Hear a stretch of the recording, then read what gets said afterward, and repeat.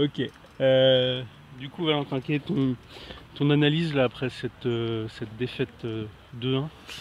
Bah, l'analyse à chaud, elle est quand même assez facile. Euh, on manque de beaucoup de choses.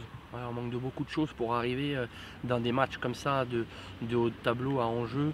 Euh, euh, on manque de justesse technique déjà. Je trouve que surtout sur la première mi-temps, on a eu un déchet incroyable.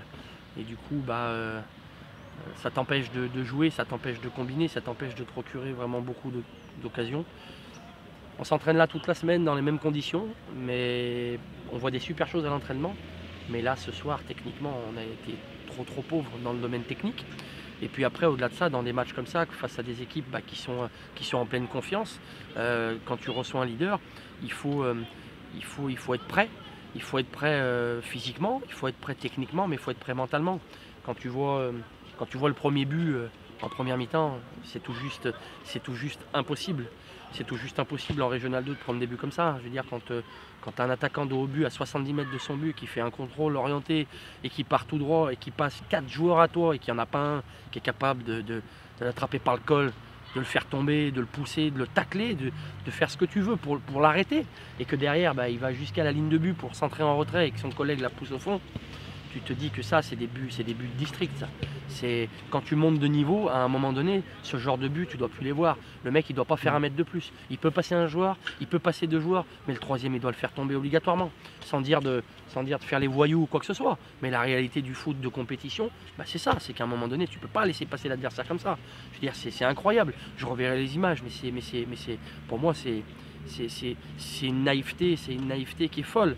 Et je veux dire, quand tu as envie de faire des gros matchs face à des grosses équipes, que tu as envie de rester en haut du tableau, faut arrêter d'être naïf, faut être vicieux, faut avoir de l'expérience.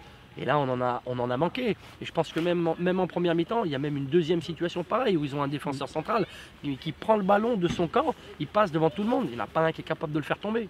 Donc à un moment donné, déjà, quand tu te mets une balle dans le pied au bout de 5 minutes, parce que le premier but, on le prend au bout de 5 minutes, derrière, c'est compliqué parce que c'est une équipe qui est bien organisée, c'est une équipe qui court, ils ne sont pas avares d'efforts et qui, techniquement, ils ont une certaine maîtrise.